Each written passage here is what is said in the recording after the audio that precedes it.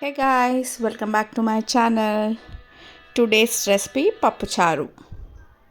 Manchalakshmi style pappulsu. So let's start this recipe. Ingredients are on the screen. And ముందుగా పప్పుని ఉడకబెట్టి పెట్టుకోవాలి and చింతపండుని ఒక హాఫ్ అన్ అవర్ వరకు సోక్ చేసి పెట్టుకోవాలి. అండ్ బగోనా పెట్టుకొని ఆయిల్ వేసి జీలకర్ర ఆవాలు శనగపప్పు మినపప్పు వేసి అవి కొంచెం ఫ్రై అయినాక ఆనియన్స్ పచ్చిమిర్చి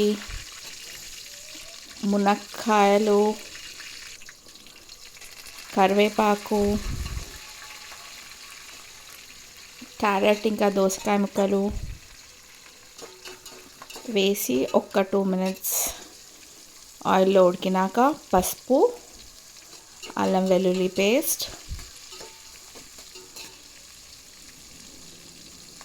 వేసుకొని అల్లం వెల్లుల్లి పేస్ట్ పచ్చివాసన పోయేంత వరకు ఫ్రై చేసుకొని టమాటోస్ యాడ్ చేసుకోవాలి.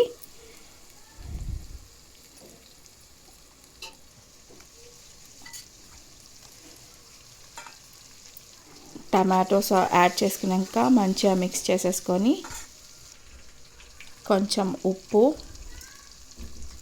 ఇంకా కొంచెం కారం వేసి ఒక్క 2 to 3 minutes ఫ్రై కానివ్వాలి.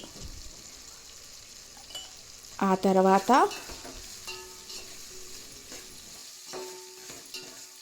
చింతపండు పులుసు యాడ్ చేసుకోవాలి. తగినన్ని వాటర్ కూడా పోసుకోవాలి. వాటర్ పోసుకొని కొంచెం కొత్తిమీర యాడ్ చేసుకొని 10 minutes వరకు మూత పెట్టి మరగనివ్వాలి. పులుసు మరిగినాక మూత తీసి ఉడికించిన పప్పు రుబ్బుకొని లేదా నేనైతే మిక్సీకి వేసుకున్నాను. ఇక్కడ పప్పుని మిక్సీకి వేసుకొని యాడ్ చేశాను. పప్పు వేసుకున్నాక 5 more minutes మరగనివ్వాలి. ఆఫ్టర్ 2 minutes మీరు సాంబార్ పౌడర్ యాడ్ చేసుకోవాలి. ఇక్కడ నేను హోమ్మేడ్ సాంబార్ పౌడర్ యూస్ చేశాను. సాంబార్ పౌడర్ వేసాక ఇంకొక 2-3 minutes స్టవ్ పైన ఉంచేసి దించేసేయాలి. We are done with Pappu Charu. Hope you like the video guys. If you like the video, please like, share and subscribe to my channel. Thank you for watching.